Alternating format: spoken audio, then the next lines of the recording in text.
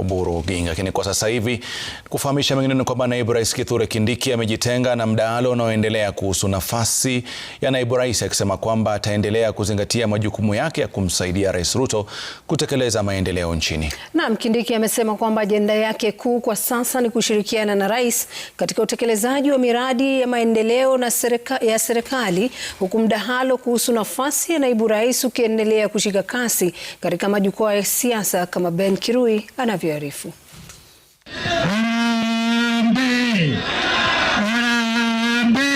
Huku mjadala wa kisiasa kuhusu nafasi ya naibu rais ukizidi kushika kasi, naibu rais Kithure Kindiki amepuuzilia mbali kauli za kisiasa zinazohusishwa na nafasi hiyo, akisisitiza kuwa kwa sasa ataendelea kutekeleza majukumu yake ya kikatiba badala ya kujihusisha na siasa za mapema. Na musiletewe wasiwasi na mambo madogo madogo yale watu wanaongea, watu wa siasa.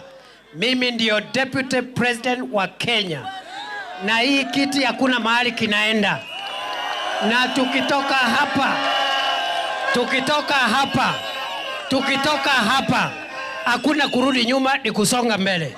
Akizungumza na wakazi wa Kariene huko Meru, Kindiki amesema kuwa kama mtaalamu wa mikakati ya kisiasa anaelewa vyema wakati wa kuzungumza na wakati wa kukaa kimya.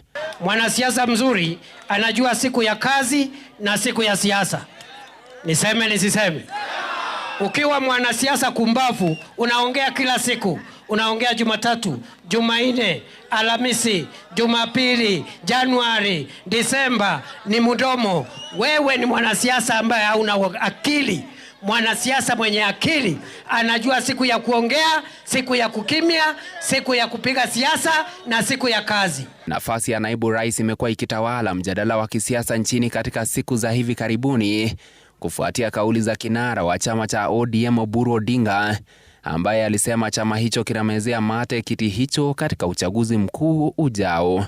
Lakini kuna kitu kingine watu wengine wali-misinterpret. Walisema ati mimi nilisema ati sisi hatutaki kiti cha deputy president. Hiyo kiti ya deputy president ndio tunalenga sana. Hiyo ndio tunalenga.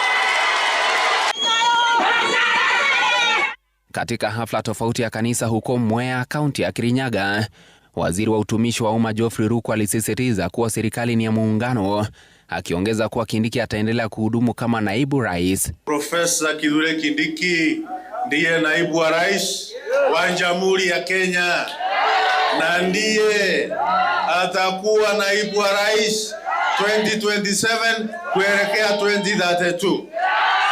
Wale ambao wanatafuta viti watafute viti, lakini wasitafute kiti ya rais na kiti ya naibu wa rais. Ben Kirui, runinga ya Citizen, Nairobi.